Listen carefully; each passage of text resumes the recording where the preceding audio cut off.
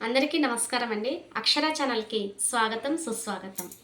ఈరోజు మనం మాట్లాడుకునేటువంటి టాపిక్ పేరు మన ఆరోగ్యం మన చేతుల్లో. నిజమే కదండి, మన ఆరోగ్యం మన చేతుల్లోనే ఉంది. మనం మనసు మాట ఎప్పుడు వినకూడదు. మనం చెప్పిన మాటే మనసు వినాలి. చూసిందల్లా కావాలనుకుంటూ ఉంటాం, కానీ ఆ ఫుడ్ తినాలా వద్దా అనేది అది మన డెసిషన్ పైనే ఆధారపడి ఉంటుంది. ఉదాహరణకి బ్రేక్ఫాస్ట్. మనం తినేటువంటి బ్రేక్ఫాస్ట్ ఎప్పుడు కూడా హెల్తీగా ఉండాలి. మంచి ప్రోటీన్స్ ఉండేటువంటి బ్రేక్ఫాస్ట్ని చేయాలి. Like millet dosa, millet idli, vegetables, తర్వాత leafy vegetable curries with chapati or pulka. ఇలా బ్రేక్ఫాస్ట్ను కడుపు నిండుగా తినాలి. దానివల్ల నష్టమేమీ లేదు. ఇక మధ్యాహ్నం తీసుకునేటువంటి లంచ్లో ఇప్పుడు మనం వైట్ రైస్ తింటున్నారు, బ్రౌన్ రైస్ తింటున్నారు. ఏది ఏమైనప్పటికీ కూడా రైస్లో ఆకుకూర పప్పు, బాయిల్డ్ ఎగ్, తర్వాత లీఫీ వెజిటబుల్ కర్రీస్ ఇలాంటివి మనం ఆహారంగా తీసుకోవాలి. ఇంకా రసము, పెరుగు ఇలాంటివి తీసుకుంటూ ఉంటాం.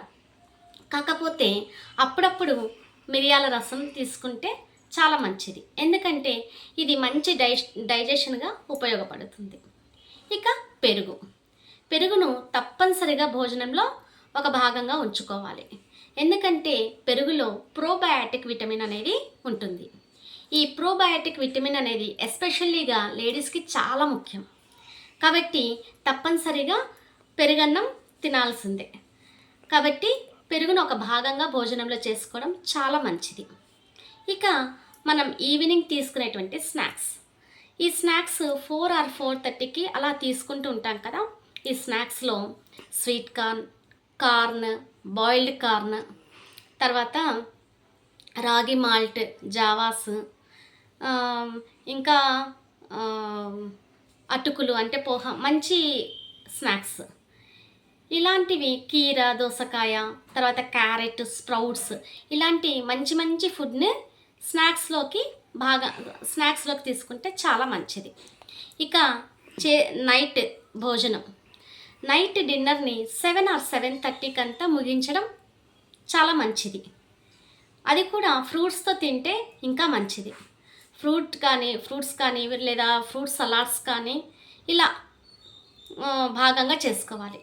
అది కూడా వీలు కాని వాళ్ళు చపాతీ ఆర్ పుల్కా విత్ కర్రీస్తో తినడం చాలా మంచిది. అలాగే ఇక నాన్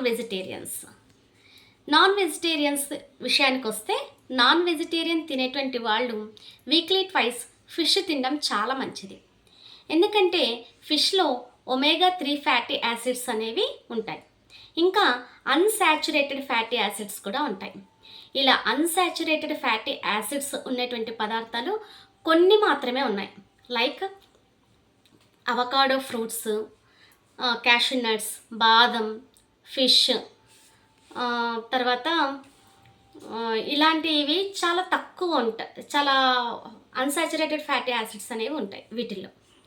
కాబట్టి ఈ అన్సాచురేటెడ్ ఫ్యాటీ యాసిడ్స్ మన బాడీలోకి చేరితే గుండె చాలా పదిలంగా ఉంటుంది. అంటే గుండె ఆరోగ్యం చాలా మెరుగ్గా ఉంటుందన్నమాట. ఇంకా గుండె సమస్యలు అనేవి రావు. ఆ తర్వాత మనం తీసుకునేటువంటి ఈ రెడ్ మీట్ను కొంచెం తక్కువ స్థాయిలో తీసుకోవడం చాలా మంచిది. ఎందుకంటే రెడ్ మీట్లో కొలెస్ట్రాల్ ఎక్కువగా ఉంటుంది. ఆ ఫుడ్లో చాలా కొలెస్ట్రాల్ ఉంటుంది. కాబట్టి మనం ఆ ఫుడ్ను తీసుకుంటే ఆ కొలెస్ట్రాల్ మన బాడీలో విపరీతంగా పెరిగిపోతుంది. అలాంటి ఫుడ్ తీసుకుంటే రేపొద్దున ఫ్యూచర్లో గుండెకి సంబంధించినటువంటి వ్యాధులు రావడానికి అవకాశం ఉంటుంది.